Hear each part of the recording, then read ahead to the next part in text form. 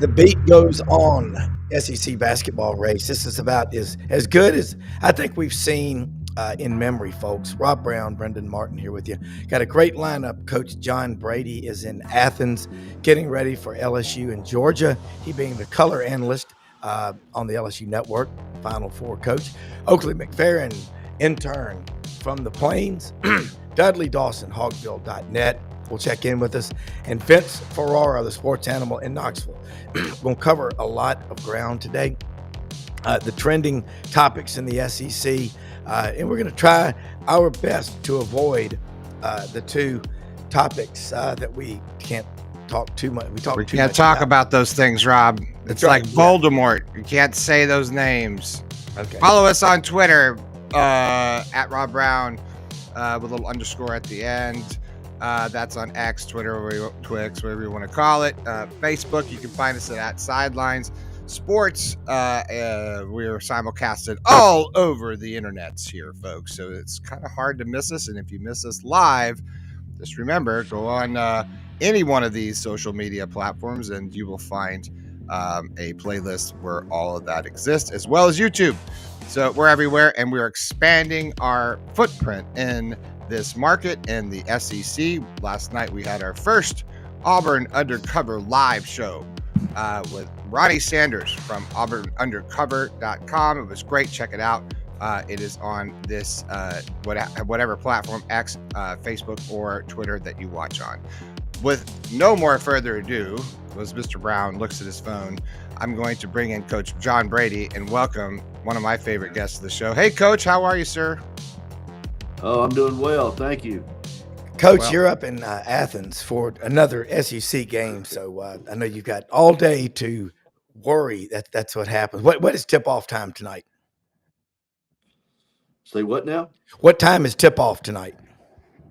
9 o'clock Eastern time, which is a little late for me, but otherwise it's – I don't think our coaches like it either. I don't know how players feel about it, but 9 o'clock tip Eastern time is a pretty late time to start a game.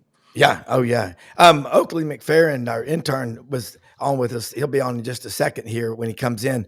He told us last week these crowds at SEC basketball games are getting crazy. There was a stampede before the Auburn-Tennessee game. Two people had to go to the hospital. Can you ever remember SEC basketball being this popular? Now, your time at LSU, I bet it was crazy fun down in Baton Rouge. Well, if your team's good, it's crazy. But if your team's not very good, it's not as crazy. But I think the depth of the SEC has given a lot of teams an opportunity to be involved in playing for an NCAA tournament berth. And I think that's kept the students excited and really the fan base excited as well. And, you know, the other night when we play at home, a lot of teams will come see a Auburn team. We played Auburn the other night. You know, LSU's struggling a little bit. We're 1-7, 1-8 in the league, and you know. But when Auburn came to town, it's like when Kentucky used to come to town. You know, they come and see them play. So I think the quality, the depth of the other teams, and the bottom 3 or 4 aren't as good. But I think the crowds are coming because they want to see these other teams and how good they actually are. Yeah, and you've got so many ranked teams. I mean, Kentucky just a few weeks ago was top 10. They've fallen off. LSU, watching them against Auburn last week, it's a good team with some good shooters, but it's like things, and they just get to a point, it's like almost waiting for the other shoe to drop. I mean, and they can shoot, they can do a lot. As a coach, how can you fix that halfway through the season? You talking about our team being not able to shoot it? No. LSU can shoot. I'm saying, how can you fix any of the problems that plague a team halfway through the conference season? Is it possible? Well, you know, our team in league play now, our team is shooting 26% from the 3-point line. I mean, we've struggled to score. I think Georgia and LSU are the two teams in the league that really have trouble scoring. You know, we're averaging 66 a game in league play. I think Georgia's right at 67 in league play, and it seems everybody else scores the ball a lot more freely than LSU does. And And I go back to what I've said before. I just don't think LSU, from a depth standpoint and a starting five standpoint, matches up with 10 of the other teams very well in terms of talent level. And you and I've talked before. I think LSU's biggest issue is we just don't have an all league player. And with the depth of the league and the talent of the league and the coaching in this league, if you don't have a couple of all league players or a pro or a draftee in the first round, you're going to have a tough time, a difficult time playing, particularly on the road, and that's where LSU is. And the coaching can't really kick in unless you have three things in order, in my opinion. I think you've got to recruit well, you've got to schedule smart, and we've talked about this. And the third thing is you've got to coach. The coaching can kick in, but if you don't have those other two things in place, particularly from a recruiting standpoint, it's going to show up in your record, and that's kind of where LSU is, to be quite honest. Look, in Oakley, you see a lot of basketball. As you went to the game last night, watching Auburn and Oklahoma, what's the best team you've seen? Not mentioning Auburn, I'm trying to keep from losing my voice, but it seems like every opponent that plays Auburn, they're going to come balls to the walls. Yes, sir. Yeah, I mean, when Tennessee came to town, that's no doubt our hardest game this year. Their unmatched energy. And Tennessee's real problem is they can't score very well, but when they turn it into that chippy dogfight of a game, I think if they can do that in March, they're going to be a scary team nobody wants to go up against. Well, when you think about it, Oakley, and Coach, you look at at the coaches that are in this league.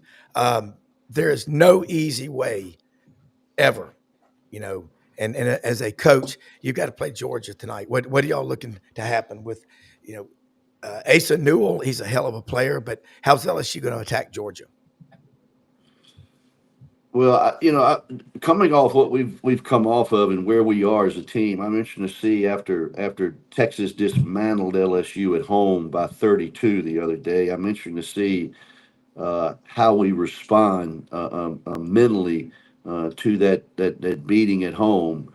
We're 1-7 in the league. We're about halfway through the league. Georgia has lost 5 out of their last 6, but they're 12-1 at home, and they've played really well at home. They haven't been able to get one. They're 0-5 on the road in league play. So I think this is a crossroads maybe for both teams. Georgia desperately needs a win, and if you're going to do anything in the SEC, I'm sure Mike White is thinking we can't lose to an LSU team at home that's in the bottom of the league. So this is a must game for them. And it's really a mental game for us to see how we respond from Texas coming in and beating us quite handily. So I'm interested to see how it goes. And because, Saturday, Ole Miss comes into Baton Rouge, and Ole Miss just came off a huge win and a great performance last night. 1 turnover. Ole Miss had 1 turnover the whole game. I mean, that's unheard of. So this game's important for LSU to play well, at least play well, and show some toughness and some competitiveness at Georgia tonight. Coach, of this SEC basketball season, Alabama's a team that you watch them play. They score more probably than anybody in the league. You look at Florida. You've seen Auburn play. Got a big matchup coming up Saturday. Florida goes to Auburn. Florida's got length. What, in your opinion as a coach, will give Auburn trouble against Florida? Well, I think the depth of Florida. Florida showed last night that they can win with their best player not in the game, Clayton. And then they had some guys who hadn't done much or hadn't had the opportunity to do much come out and play well. Aberdeen played well last night. I think he had 13 points and no turnovers and 3 assists. And if they can do that to Vandy, and I think Vandy's well coached. I think Vandy's put together really well. But again, the 3 home teams won last night, and I think the home court is very important to protect. And Florida was able to do that last night. Auburn did it in a huge way, and Ole Miss did it in a big way against Kentucky. So, but I think the depth of Florida gives them an opportunity, and their guard play is really good. So and then their bigs are good enough. So I've always liked Florida this whole year. So I think that's going to be a good game to follow. But I do like the Florida team a whole lot.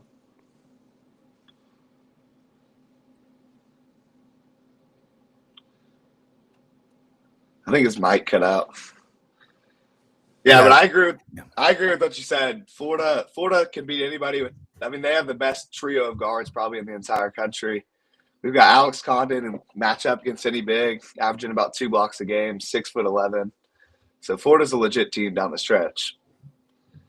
Well, and Dudley, you think about Janai Broome. Without him, Auburn won a few games. But you've got 10 seniors. And, Coach, I'll throw this one to you. 10 seniors on a team at Auburn. That's really unusual.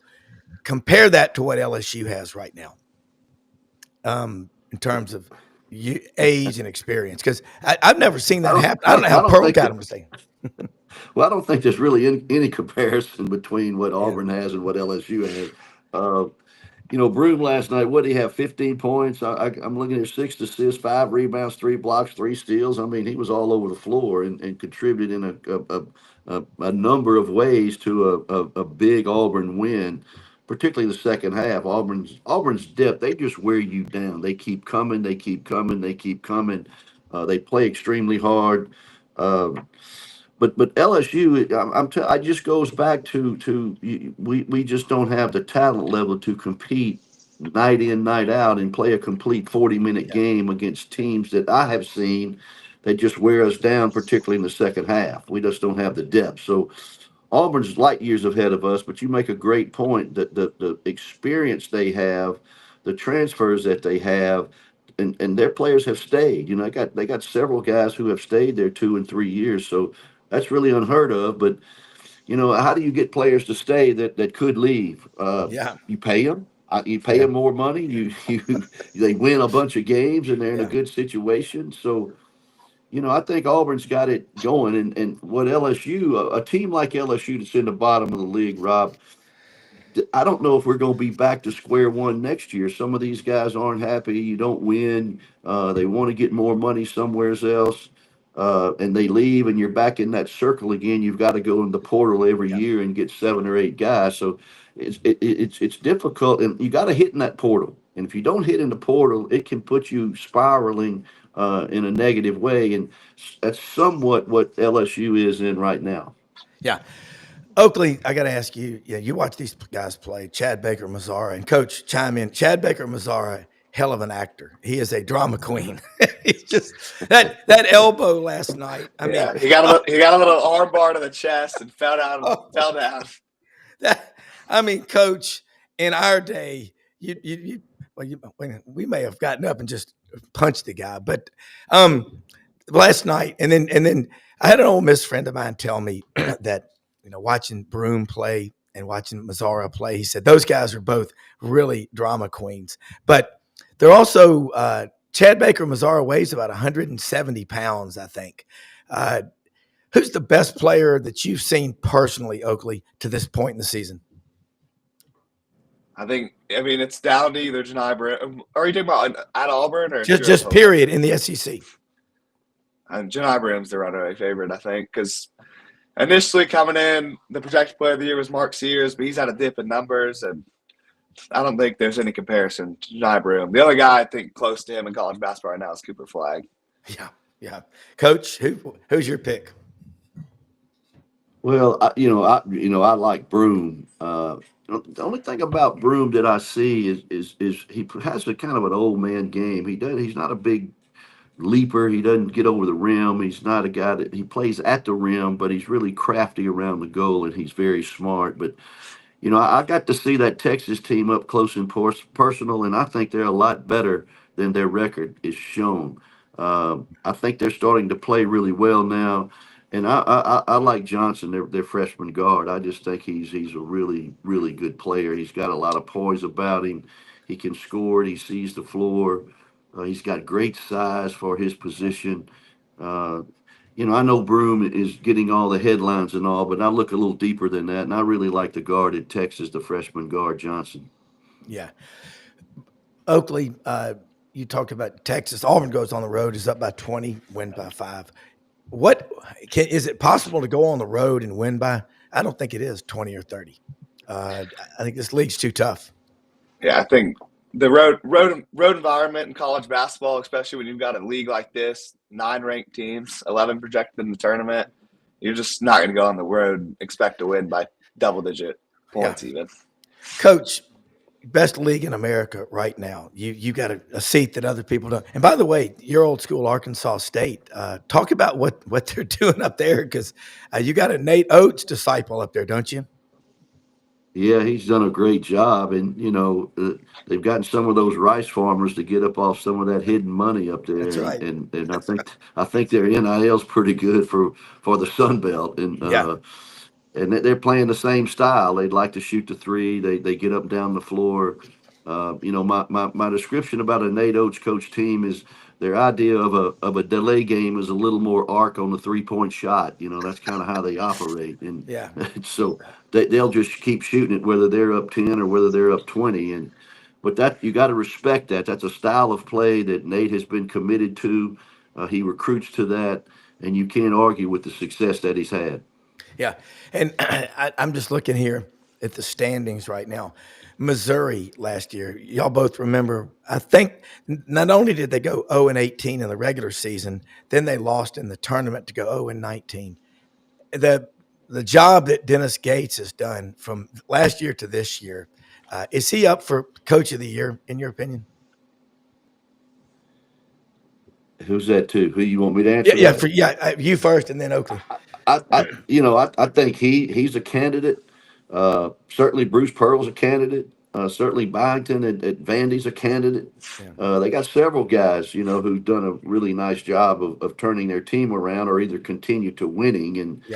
And I think those three guys are really have a good opportunity to do it. Missouri is a prime example of what I talked about earlier about the portal and being able to hit in the portal. If you're going to spend money and go get some players, you've got to evaluate properly if you're relying on that portal to turn your team around. And Missouri has demonstrated they were able to do that by how they're playing. And I think you can misevaluate in that portal. He could be back to where he was a year ago. But they hit it right. They did the right things. And they're the surprise team in the league, in my opinion. Oakley, you being a freshman, Todd Pettiford being a freshman, you ever seen a guy with ice in his veins like that guy? He's fearless. Yeah, no, disappears in games that don't matter, and then he's the best player on the court in the big time games. So he's got the it factor. It's the guy you want on your team in March. Yeah, Coach, when you recruit players, and he mentioned Todd Pettiford is always double digits in the games that matter. When you break a guy down in high school, when you're looking at a recruit, do you look at that? Do they show up in the big games and not worry about what they do in the ones that are kind of, as Jimmy Ott always calls them, rental wins? Jimmy Ott. Well, I love that always guy. We always tried to recruit the best players we could possibly find, and I wanted guys that were driven to be better, that had a competitive nature with them. I would take a guy maybe that I anticipated with maybe a little less talented, but a guy who was driven to compete and win, and it bothered him. And how you gauge that now, I don't know. I don't know how you gauge a transfer portal young man and his willingness to be better than he ever thought he could be by his competitive nature. So, I like competitive, tough guys that could take coaching. And that's what I tried to figure out when we were recruiting. But because some guys they don't want coaching, especially in today's world. You got to be careful about that. They're real sensitive, and I think they carry a lot of anxiety with them because people tell them how good they are, and they're getting paid. And it's hard for a young man, in my opinion, to look at himself when he's not living up to the expectations that people have placed on him. Maybe unfairly to a degree, and I think it creates anxiety. Then when the coach coaches him hard, he reacts in a negative way. So I think a lot of those factors in today's game is what players have to, what coaches have to look at. That's why I think Missouri has done such a wonderful job in hitting the portal. That team seems really connected to me, and they're well coached. And I think that guy, may be the leading candidate for Coach of the Year. Yeah. Oakley, hearing what he said about Missouri, you remember them last year. It was a train wreck. Who would be your choice right now for Coach of the Year in the SEC? I think you've got to go with Missouri's coach because they've won 6 of their last 7, including at Florida. Just beat Mississippi State by 27. I mean, we're talking about a team probably projected to win about 3 or 4 games in conference this year. Yeah. It's really remarkable what's happening. Yeah, I would agree with that. All right, Coach, a couple of more questions before I know you got to get going. Y'all, what will you do during the day? I know you've got a lot going on, but it's 9:00 Eastern up in Athens, and you get to go to all these towns. You just kind of go talk to some coaches maybe that you know at Georgia and visit with them or what have you.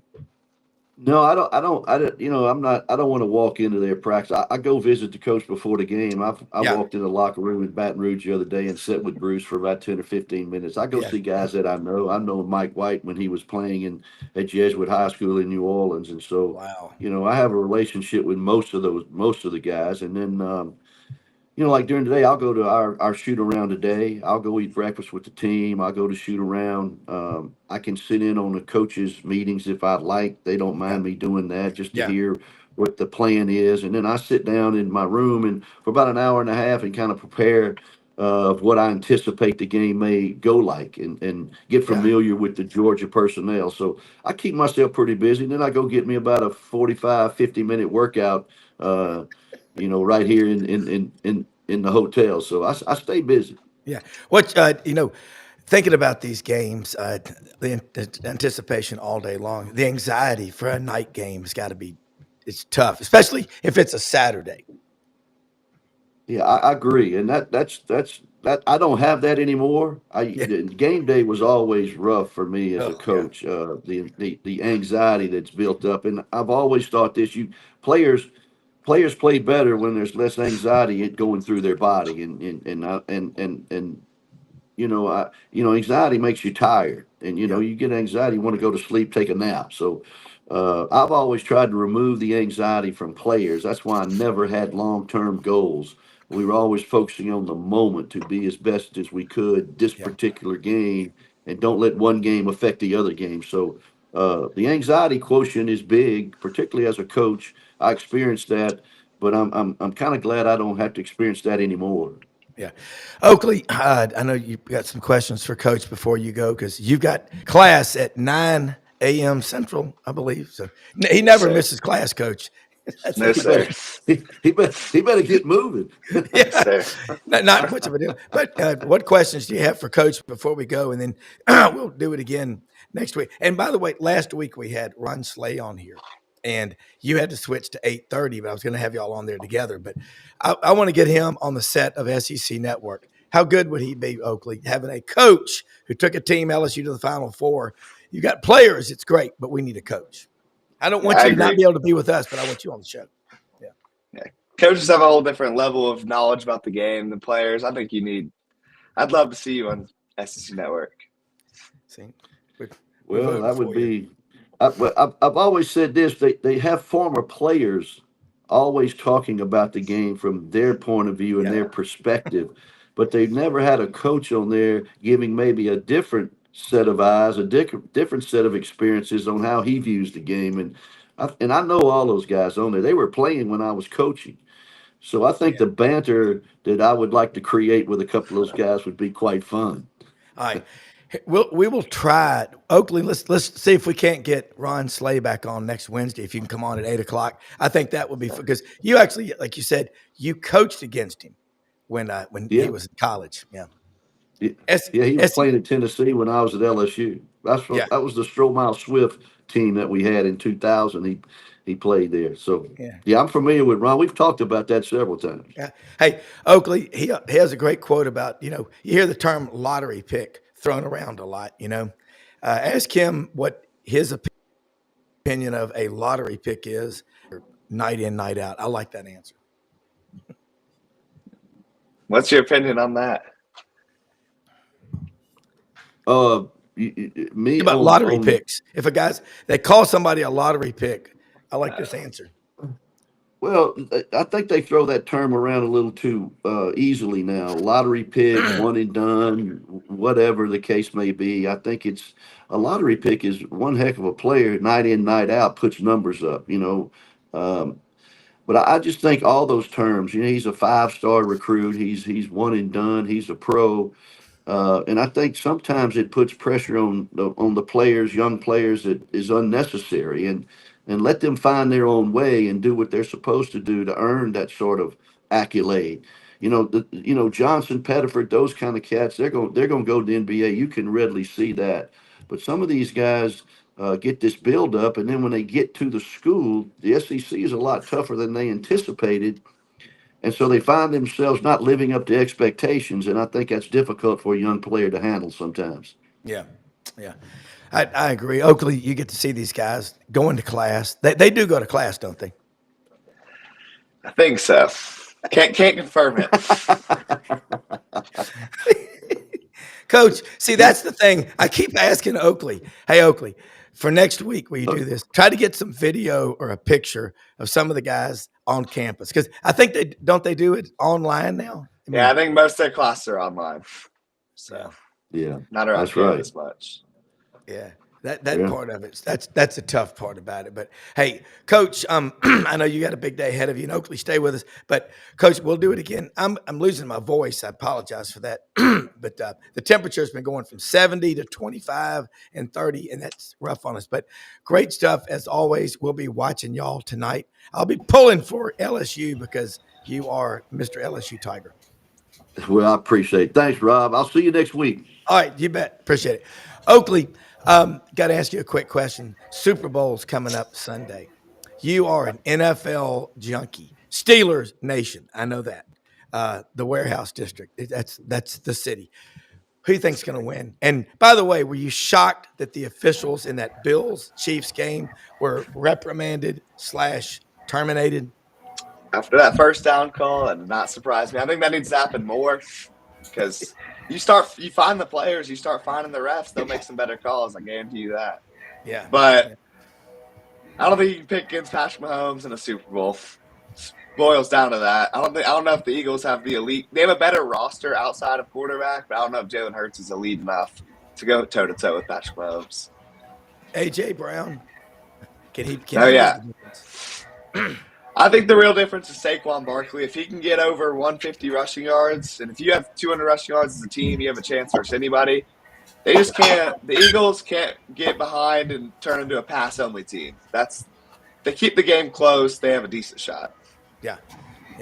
And I think too, Oakley, you're pretty active on. You don't bet against Taylor Swift. Stop it. This is already done. This thing's scripted and done. You see what they made last year? $330 million more on the Super Bowl than they've ever made. And this year, the price of buying an ad's gone up like 30% or something like that to buy an ad at Super Bowl, all because of our dear friend Taylor Swift and the Kansas City Chiefs. So it's scripted, and it's going to be, I think, what's his name is going to propose marriage afterwards, and they win and come back. Right, Travis Kelce is going to score the winning touchdown, and then she's going to run down on the field, and then he's going to propose marriage, and that will be the end of the Super Bowl with the Chiefs. That's Oakley, I feel is scripted. Are you buying into that? I think it's wouldn't surprise me. Yeah, I mean, when you're playing the Chiefs, you're playing the Chiefs and the refs, so there's definitely been some scripting going on behind the scenes. I mean, Taylor must have paid off those last refs, is what I'm saying. Yeah. That was the worst. That was the worst. The worst. I remember Coach Dye used to say in the Iron Bowl, Auburn playing Alabama at Legion Field, he goes, if it's 4th and 1, you better get 3. That ball was kind of the earth would shift is what would happen. That's what it was. Oakley, you're pretty class, Oakley. Yeah, Oakley. Let me ask you this: how do people follow you on social media? Because you do, X, YouTube, Facebook. What Instagram? What's your preferred platform? Instagram probably. It's Oakley.McFerrin, and that's for all platforms. So for all platforms. All right. Well, look, Oakley. What class do you have? Yeah. Biology lab. Did you do your homework? Class. Oh, it's a lab. I did do it. Yeah, it's a lab. You're ready to go. Go dissect some frogs. Will do. Oakley, I'll talk to you this week, man. Thank you. Look, do it again next Wednesday. Thanks for having me on. Be well, Oakley. Always. Man, I'm going to tell you what. It's tough losing a voice. trying to talk. Coach Brady was straining to hear, but look, I had a lot of people saying they were trying to watch the show. The best way, obviously, we're simulcast on X, Facebook, and YouTube. And appreciate people watching. But a little bit of a technical issue this morning with our satellite because of it is so foggy over here. I bet the visibility. No, you were coming in clean this morning. Okay, Rob. okay. Yeah, you're good. I was worried about that. Yes, you're good to go. Okay. Hey, let me say something about one of our sponsors. LandersFordMemphis.com. Open Monday through Saturday, 7 a.m. to 7 p.m. Service department, they will pick you up and provide round-trip transportation if you are getting your vehicle worked on. They've got a huge inventory at Poplar and Houston Levy out in Collierville. LandersFordMemphis.com. Take $500 off for SEC Sidelines audience members. Our good friend Brad Bellamy, the general manager, is out there. Kenny Myers, long time in the car and truck business, SUVs. And look at these President's Day opportunities to save big, okay? President's Day event, explore the lineup. Go to the website, LandersFordMemphis.com. Cars, trucks, SUVs. Now, look, you cannot beat these Broncos. The Sasquatch off-road package looks great. Want to thank them so much for being a sponsor, and also the good folks down in Athens, Alabama. Winter Timber Outdoors, open every day of the week. If you are into the shooting sports, duck hunting, deer hunting, dove hunting, quail, turkey, they got you covered. Over 2,000 shotguns, rifles, and handguns in the store.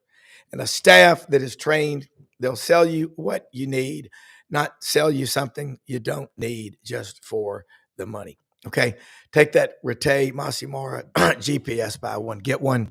Take a picture of that QR code. Again, they're expanding in the footprint that is the Southeastern Conference.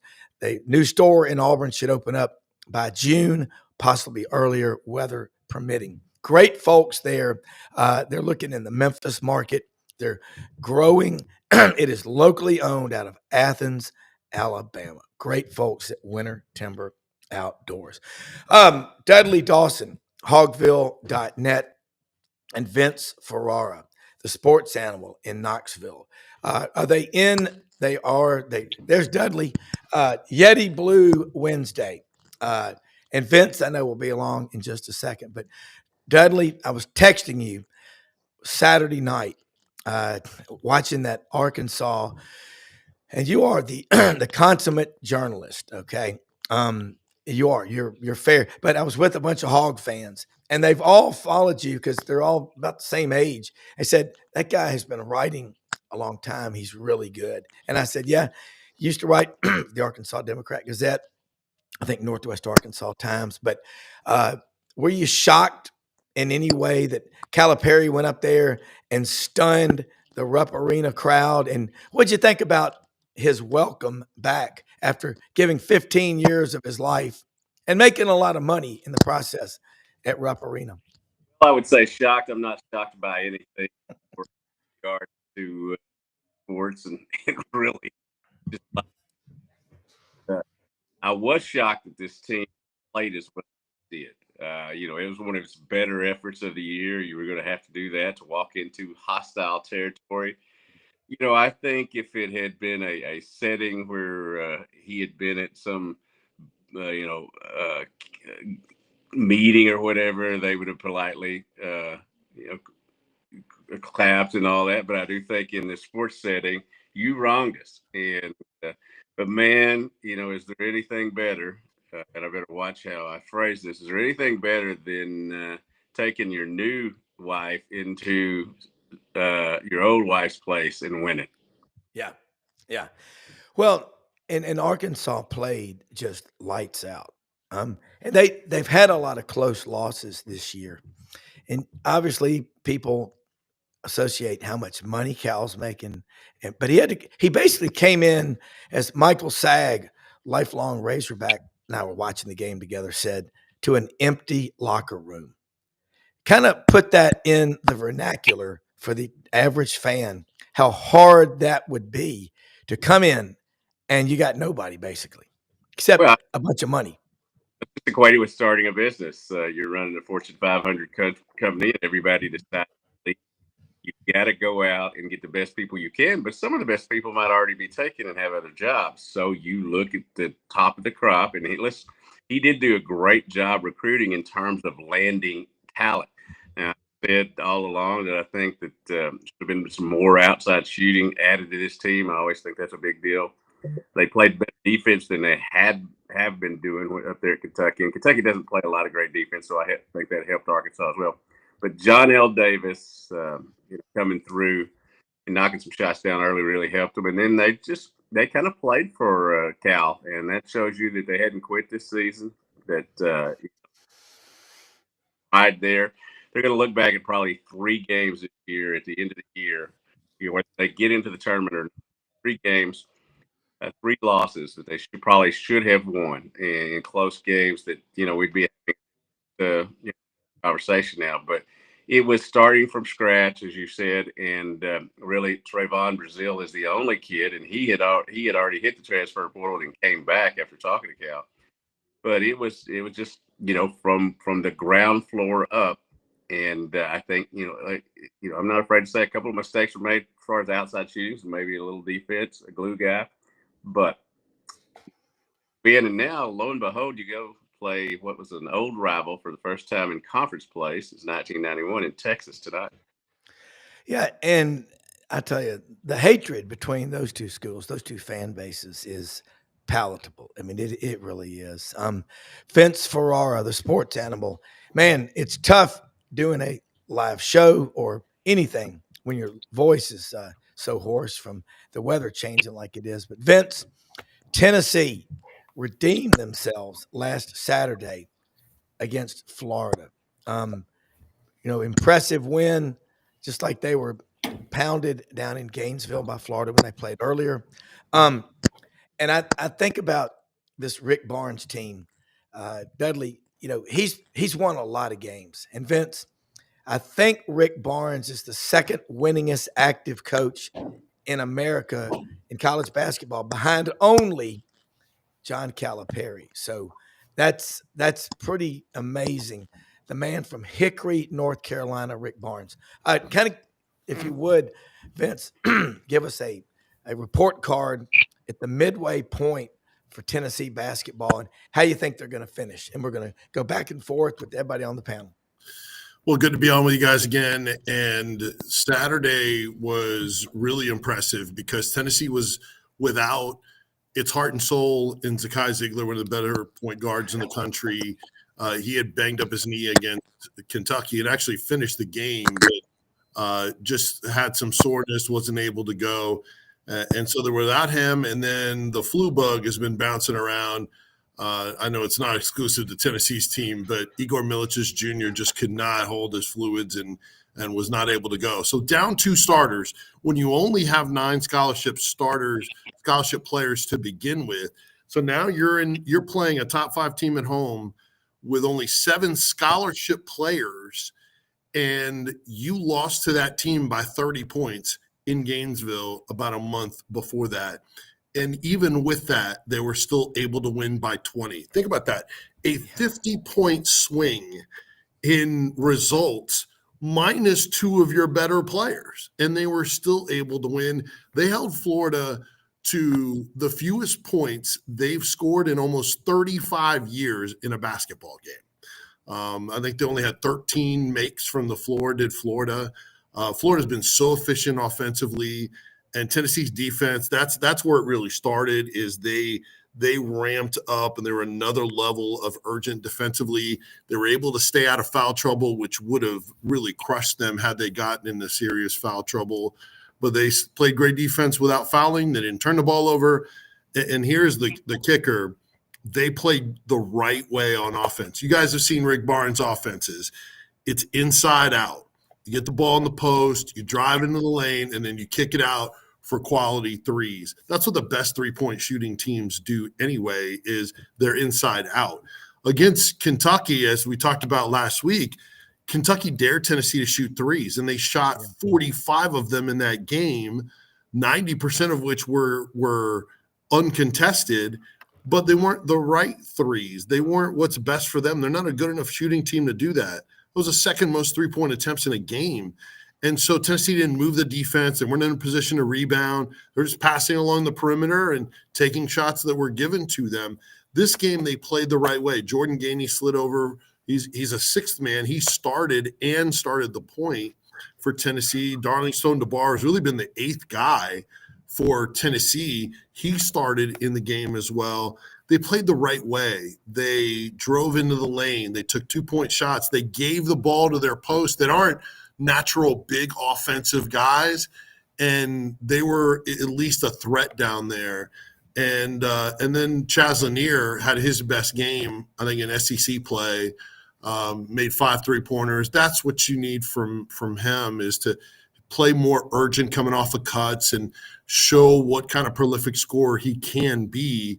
But he's got to get himself open because he draws so much attention. So to the second part of your question, Rob, how they will do moving forward, I think we got to see if this is now the discovered new way to play that they've seen the results on, and play that same way.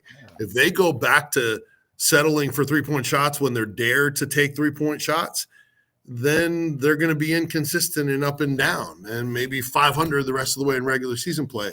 If they play the right way, this team has even more to give and accomplish the rest of conference play. For the next 5 after Mizzou at home tonight, on the road. So, it's not, they have Alabama as a home game later this year. So plenty of tests, just like for everybody in the league. But I want to see if they turned a corner in how they play, or if that was a one-game desperation. This is how we had to play because we only had 7 scholarship players type of thing. Yeah, Dudley, when you looked over there and you didn't see Zakai Ziegler in the game and you're down to 7 scholarship players, I don't think a lot of people gave Tennessee much of a chance. And then you look at Arkansas with their roster going on the road. Kentucky 2 weeks ago was 9th in the country, and now they're 4-5 in the SEC. Arkansas now 2-8, 13-8 overall. Similar question to what I asked Vince. How do you see the Razorbacks finishing out this season? Well, he very my good friend Vince, well,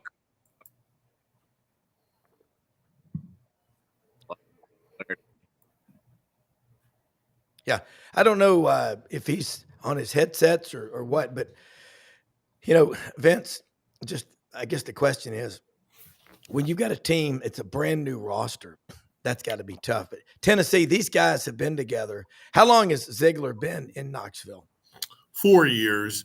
It's Okay. interesting. He was asked, Rob, if the NCAA does grant a 5th year of eligibility. They're talking about the possibility of 5 years of eligibility in 5 years. So if he would come back, and he said, only God knows, but why would I not? So, we'll see if that's even an opportunity. But yeah, he's been there 4 years. For a lot of people in the SEC, you hear from coaches, they're like, it feels like he's been here 14 years. But yeah, there's some veterans on this team, Rob, but there's also 4 transfers and then 1 true freshman. So yeah, you got veterans in Ziegler and Meshack. Gainey is an experienced player, being here a couple of years as a former transfer as well. But then you still have guys that are trying to figure out the Rick Barnes way of doing things. So I think this is still a team trying to figure out what its best version is. And none of this stuff in the end, Rob, it's, if you lose a midweek game or, you get blown out on the road, if you put yourself in position in the NCAA tournament and you win those games, nobody's going to remember if you lost a 1-point game in the regular season against somebody or whatever. As long as it doesn't get out of hand, as long as you're in position in the end, these regular season games are going to be learning experiences for you and molding you. But people aren't going to recall the results, and they're not going to be something that defines you you just have to make sure you take steps towards getting better in the end when it matters, because as you guys know, it's a tournament sport. Yeah, and look at that rundown of the rankings. I mean, Auburn 1, Duke 2, Bama 3, Tennessee 4. I mean, wow, that looks like a football ranking, but that's basketball. Well, and Rob and Joe Lenardi has 3 SEC teams on his one line right now. Yeah. He has 13 teams in, and then Arkansas now has worked its way on the bubble after their win at Kentucky. So, I mean, imagine the freak out of the nation, including Big Ten country, if the SEC was to get 14 teams in. You kidding me? So they deserve that. They deserve to freak out after all the grief that they were given the SEC this year, especially for, being down in football and not being there in the end for the national championship. But everybody keeps waiting for the SEC to eat itself and then knock itself off.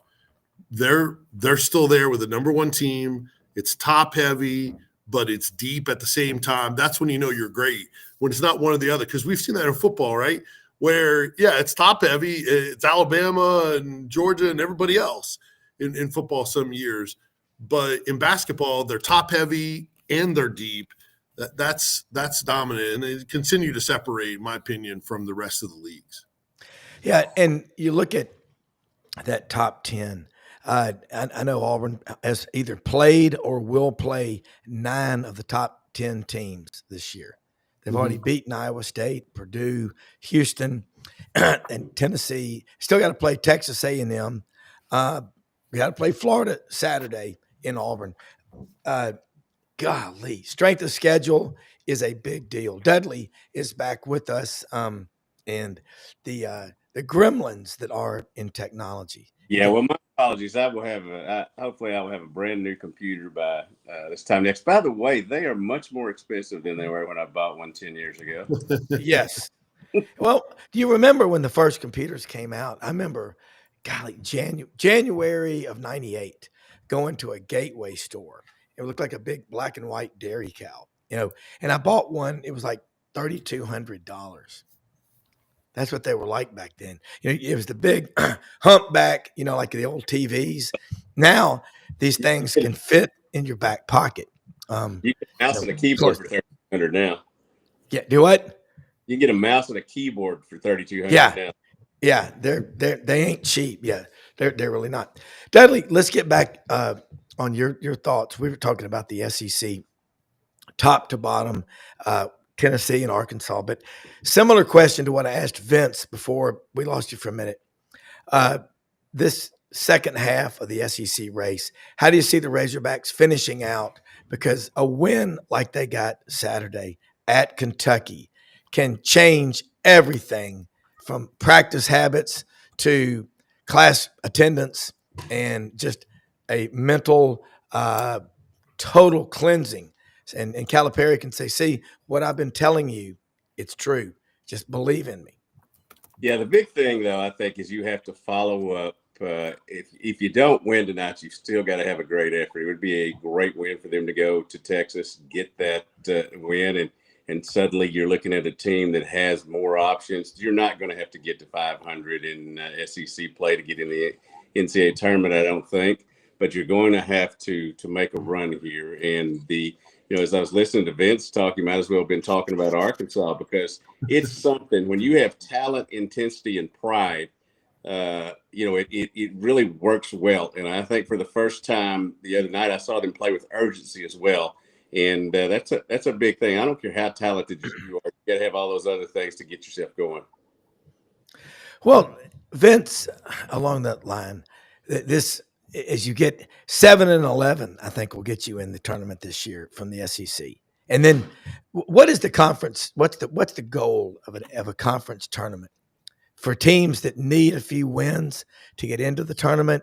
Because a lot of the best teams, I don't think, if you're in the top 3 or 4 teams in the league, I don't think it's heartbreaking to lose on opening night, because theoretically you get rest for the tournament. But I'm one of these hard heads that I think nothing good comes from losing unless you don't do it again.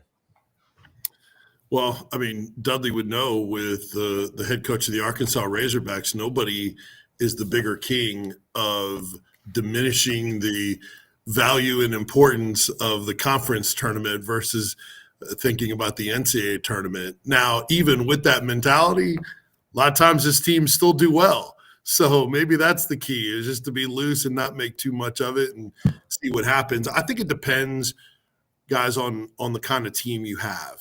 If you're a team that doesn't have a lot of depth, then yeah, do you want to play game day after day after day? It's not just game after game, it's the every day. And what does that leave you after that? So, but then if you don't play much, then maybe you get out of rhythm. I know basketball players, baseball players are this way. You like to play and stay in some sort of rhythm also. So you don't want to go too long of a period of time without playing. So there's probably a balance there. There's plenty of examples of it working both ways. The rest helping the championship, building confidence and finding your way. We've seen some of it work, some of it not work. I just think it just depends on the individual squads. Yeah.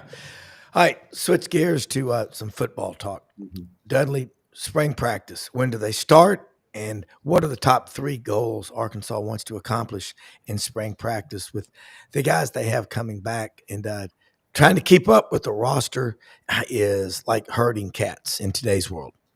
Yeah, early March, and I think that the biggest thing is going to be able to see what they've got now. Okay. You know, you only, I think only of the freshmen you signed or the last junior college players, you only have 3 that weren't going to be here at semester. So you're going to have over 40 new players out there during spring. So you're going to find out what you have a lot more than you did just on paper. You know, I think that's the biggest thing. Number 2, you know, personally for me, I want to see what the running back situation looks like. They had a lot of free agency go on in there, including one kid jump into the portal, jump back, and then play the bowl game. And, you know, and then you had some guys, it's unreal. You had some guys who played in that Liberty Bowl win that then, decided to portal on out of here. Yeah. So it is a lot to see what they just have out there. In the secondary and defensive line are areas that had a lot of talent. A lot of it didn't play and then transferred. So, you know, there's so many questions here that spring practice is going to be more newsworthy than I think it has been in the past. Yeah, and it was funny watching the Senior Bowl on SEC Network. The guys, the way they pronounced Isaac Tesla's name, Isaac Tesla. Mm-hmm. I mean, you think they would know that? That's a big deal. Hey, I'm going to that's how you say it. That's how you really say it. But the vast majority of us, and I'm including myself, didn't say it the right way all year. And the kid never spoke up about it. Oh, I didn't. So I was wrong. That they were right. Well, you know, you were wrong because you were listening to the rest of us. But he never, till the end of the year, said, "Hey, you know, this is how you really say my name." Yeah. Well, some people call me Mr. Brownie because there's an E on the end of my name, but it's a silent E, and they'll go, "Mr. Silent E." I'm like, no, it's Brown with a silent E. All right, Vince, Tennessee football lost. Oh, you know what? Here it is. 53 minutes into the show, we've yet to mention National Signing Day. Vince, Tennessee lost one. Florida flipped one, but. Spring practice, when does it start? What are the top 3 things you're looking for the Vols to accomplish? No Dylan Sampson, but Josh Heupel's still the coach, and he'll figure something out. Yeah, the player you were referencing there in the flip was Onis Kananbani, a cornerback that he didn't sign in the early signing period. He was the one remaining commit that was still out there unsigned. Yep. And all the analysts that cover it on a daily basis, they expected him to flip to Florida with a late visit and him not signing with Tennessee. So it was no surprise. that's it in terms of any sort of drama. Tennessee's not in on anybody else. I mean, it was similar on our show. It wasn't until the third hour that we mentioned that, oh yeah, by the way, today is National Signing Day, and the one player that's committed moved on. That's it. And because everything else is done. In fact, all but 2 of their players are already enrolled and ready to go. How about that? 23 of 25 early signees. A bunch of them were even there for some of the playoff practices. And then some of them went and played an all-star game after that and then came back. So yeah, they got almost everything. Their 4 transfers are enrolled as well. So they're set. There hasn't been a date announced for the first practice for the spring game, for spring practice, but the spring game has been announced for April 12th. Those middle Aprils of Saturday are the ones where most of the SEC goes in one of those 2 Saturdays. So we'll get a schedule. I imagine it'll be somewhere March 1st ish where they'll start practice, but it'll be here really soon. And those guys are doing strength and conditioning type of stuff now and getting ready for it. It was a good experience for a number of those guys at the Polynesian Bowl. Tennessee had the second most players at the Polynesian Bowl. George McIntyre, Deshaun Brame, an outstanding tight end. David Sanders Jr., the number 1 offensive tackle in the country from Charlotte. And we had Steve Weiss, who's a national reporter for NFL Network. Outstanding guy, great reporter. And he was the analyst on the NFL Network for the Polynesian Bowl. And so we had him on to break down all those Vols in the game. So just evaluating those new players coming in. I think in terms of a position similar to what Dudley was breaking down, I think offensive line is where you start. They have 2 offensive line. 2 of their 4 portal players are interior offensive linemen. If they don't get Andre Carr to get an extra year, a waiver for medical eligibility, they're going to have 4 new starters on their offensive line. So including probably Sanders as a freshman. So that's the biggest intrigue to start. But there's plenty of other positions, wide receiver, and others that have been hit by the portal that we'll see how that competition plays out and how some of those newcomers look in the group as well. Yeah, we'll wrap it up. Closing thing I want to say to either one of y'all. Start with you, Dudley, real quick, and then Vince. Trying to keep my voice. Biggest story at Arkansas or in the SEC that people aren't aware of that you're writing about, they need to be paying attention to? Wow. I'm trying to come up with something. I think we do a pretty good job of getting everything out there, but I would think this whole court thing, I've tried to delve into it a lot myself, and so has everybody else. Where's the money coming from? How you've got to spread it out. There's so many different dynamics to that situation that I try to get a hold of it, but then something else pops up over here. It's like whack-a-mole. And I think that's the biggest thing. I think it's going to really devastate some sports, programs and really help others. So, but it's not talked about enough in terms of the importance I think it's going to be. Okay. Vince? Yeah, in terms of on the field, Dudley's right. I think we hit on a couple of the key things, but that's the biggest story to me off the field is the settlement. Will the settlement happen? Will there be the help from Congress, the revenue sharing? Unfortunately, we're seeing some schools laying people off in their athletic departments. So because they're committed to have to pay, the back pay and also, the revenue sharing. And then what is Title IX's involvement in all that? So it's unfortunate. Oh, by the way, now the cost being passed along to the fans, 6% increase for basketball tickets, in addition to already 10% talent fee for NIL that was there. So of course the fans will have to fit some of that bill. Going to be fun to watch. Guys, great stuff as always. Everybody, Coach John Brady, Oakley, McFerrin, our intern. Great panel discussion. Follow these guys. You'll get smarter. I'll go ahead and let y'all go. Trying to keep my voice, and we'll wrap it up. See you next Wednesday, guys. Have a great week. All right. Hewlett and Dunn, folks, they're open Monday through Saturday. On the Square, Collierville, Tennessee. Looking for something. Valentine's is coming up on the 14th of February. Same day every year, Dudley and Vince and Brendan. Get out there. They've got great looking women's clothing. Barber, Filson, Duckhead. They've got STS, Pendleton, Schaefer, Ariat, Wrangler. Great selection. Raven said they got in some brand new boots yesterday. Great looking women's boots and men's boots. They got the Hire boots. Hire invented the cowboy boot. You go in this store, first thing you'll notice is the service, the people that are there. Check out that website. They have really updated the website. Great looking selection. A lot of purses, great looking luggage. Those cow bags, the turtle box. Get a turtle box. They sell them. They've had to do like 10 orders of the turtle boxes. You can sync it to your phone and listen to music. It is unreal. I mean, we put it out here outside, and you can hear it, and it can go in the water. As long as you got the seal, you got the click that you close it, it can go in the water and keep playing. I've never seen anything like it. Turtle box. Get them all.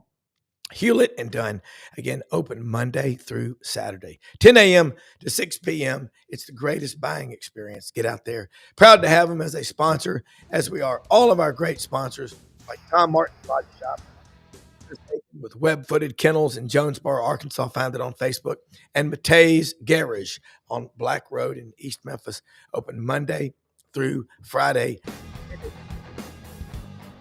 Most often we see the face of Christ in the least among us. Have a great day, everybody. Thanks for watching. We'll see you in the morning.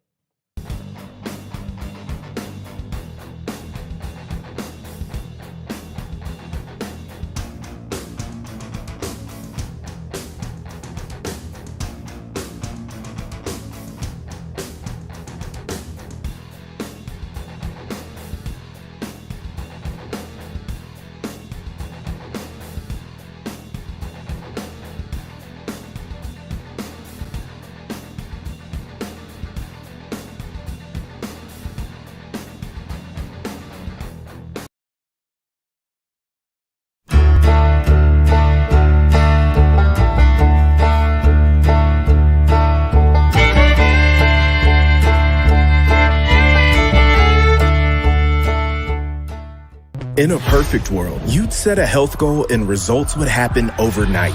In this world, the real world, it takes time, dedication, and the right support to achieve your best self. The Vitamin Shop's health enthusiasts are here to make sure you're not wasting a single moment on the wrong supplements. From the highest quality sports nutrition and superfoods to the most sought after trends, you'll find a huge variety of science-backed solutions for every goal.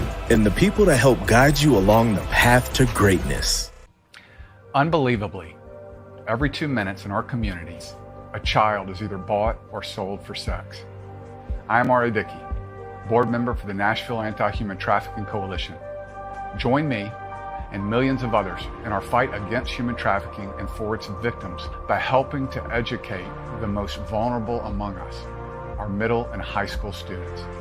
Go to nhtcoalition.org, become a partner, and help keep our families safe, because none of God's children are for sale.